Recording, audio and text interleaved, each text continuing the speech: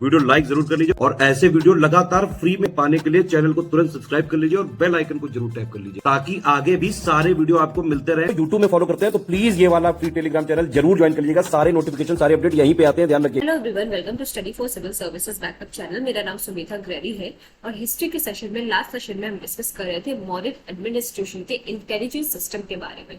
हमने क्या डिस्कस किया था कि उस टाइम पे जो स्पाई होते थे, डिटेक्टिव्स होते थे, हम कहेंगे गुप्तचर होते थे, वो क्या बोलते थे? Esoteric man. क्या बोलते थे? Esoteric man. और उनमें जो चीफ होते थे उनको बोलते थे सरपा महामात। ठीक है, ये बेसिकली आपका जो पूरा सिस्टम है डिटेक्टिव्स का यानी गुप्तचरों का, वो आपके दो भागों में डिवाइडेड है, या हम कहेंगे दो पार्ट्स में डिवाइडेड है, या हम कहेंगे दो तरीके के आपके क्या होते थे?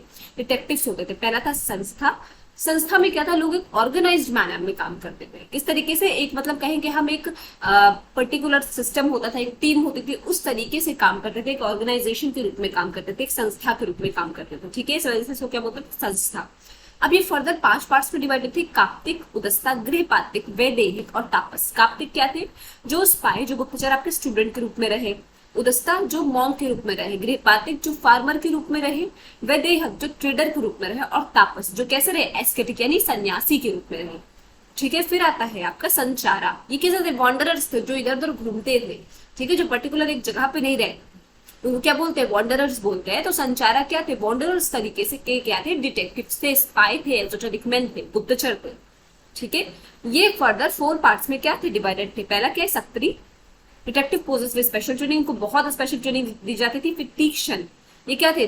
दे वर नाइट्स। राशद क्या थे? बहुत क्रूएल होते थे, बहुत कठोर होते थे कैरेक्टर के। फिर आता है आपका पारिव्रजिका। ये क्या है? ये कैसे रहते थे? इनमें मेनली क्या होती थी? प्रोस्टिट्यूट्स अपॉइंट होती थी, हम कहेंगे फीमेल्स अपॉइंट होती थी। ठीक है, ये बाहर देश में विदेश में जाते थे और वो लोग जो विदेशों में जाते थे उनको क्या बोलते थे? उभय वेतन। क्या बोलते थे? उभय वेतन।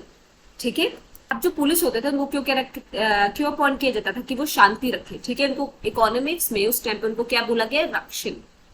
ठीक, ये था आपका पिछले सेशन का कुछ टॉपिक। अब आज स्टार्ट करेंगे एम्बेसडर यानी राजदूत।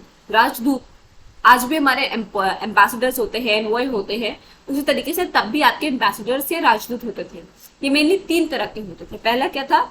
निशरथ। They should possess quality of amat and they could have entered into any treaty or agreement. उनको देश से या किसी से परमिशन लेने की जरूरत नहीं थी। फिर आता है परिमित्रक। ये क्या था? इनके पास इंडिपेंडेंट अथॉरिटी थी। फिर आता है शहंशाह। ये कैसे थे? ये इंफॉर्मेशन कैरी करते थे देशों में, ठीक, टू द स्टेट। अब नेक्स्ट है आपका mainly very important administration of justice. ठीक है, कोर्ट। पहला क्या था? दीवानी कोर्ट यानी जो सिविल कोर्ट था, सिविलियन केसेस के लिए था। क्रिमिनोलॉजी इसमें नहीं इंक्लूडेड थी, कोई क्राइम इंक्लूडेड नहीं था। जैसे किसी जमीन के लिए झगड़ा हो गया, पारिवारिक झगड़ा हो गया, ठीक है, पति पत्नी में झगड़ा हो गया, ऐसे केसेस को क्या सिविलियन कोर्ट्स बोलते हैं। ठीक, वैसे कोर्ट को क्या बोलते थे? दीवानी कोर्ट, सिविल मैटर्स के लिए था। फिर आपका आता है फौजदारी कोर्ट, क्रिमिनल कोर्ट था। ठीक है, disputes between the individual and the state were settled under it. ठीक, फिर आपका आता है in Arthashastra there is a description of 4 parts of the law for the decision of dispute which is called as quadratic law. अब quadratic law क्या है? ये एक इंपॉर्टेंट टर्म आ जाता है। ये अर्थशास्त्र में डिस्क्रिप्शन है 4 पार्ट के लॉ का, 4 पार्ट्स ऑफ द लॉ, जो क्या करने के लिए है? डिसीजन ऑफ डिस्प्यूट, डिस्प्यूट का डिसीजन लेने के लिए है। तो उसको हम क्या बोलते हैं? इस लॉ को क्वाड्रेटिक लॉ। क्योंकि वो 4 पार्ट्स में डिवाइडेड है, साथ ही क्या नाम हो गया? Quadratic law. किस लिए है? डिसीजन ऑफ डिस्प्यूट के लिए। अब वो कौन कौन से 4 लॉ है? धर्म है पहला, यूनिवर्सल लॉ। व्यवहार है judgment based on the old decisions. चरिता, to take decisions keeping in mind the customs and traditions of the village. फिर आता आपका राज शासन, the law made by the king. इसको क्या बोला गया? राज शासन। ठीक, तो आपका एडमिनिस्ट्रेशन ऑफ जस्टिस के 2 पार्ट्स में डिवाइडेड है, दीवानी कोर्ट, फौजदारी कोर्ट। फिर आपका आता है क्वाड्रेटिक लॉ, जिसके 4 पार्ट्स है, धर्म, व्यवहार, चरिता और राज शासन। ठीक है, फिर आपका आता है revenue administration. Revenue administration basically Kautilya ने 7 भागों में डिवाइड किया है, या 7 सोर्सेस बताए हैं रेवेन्यू के। दुर्ग यानी फोर्ट, इनकम फ्रॉम सिटीज, राष्ट्र यानी nation, income from districts villages, खानी मिनरल्स, इनकम फ्रॉम माइंस, सेतु, income from fruits flowers vegetables, वन फॉरेस्ट यानी फॉरेस्ट की इनकम, ब्रज एनिमल्स से इनकम, और वानिक पद income from the land route या वाटर पे। ठीक, अब हम जो ये 7 सोर्सेज ऑफ रेवेन्यू डिस्कस कर रहे हैं, क्यों डिस्कस कर रहे हैं? कभी कभी आपसे ये क्वेश्चन पूछ लिया जाएगा कि मॉडर्न एडमिनिस्ट्रेशन में या फिर कौटिल्य द्वारा जो 7 सोर्सेज बताए गए हैं उनमें माइंस का जो इनकम होता है उसको किससे डिनोट करता है? तो खानी। आप ये याद कर सकते हैं कि जो है माइन की खदान होती थी ना, तो उस तरीके से माइंस का क्या हो गया? खानी हो गया।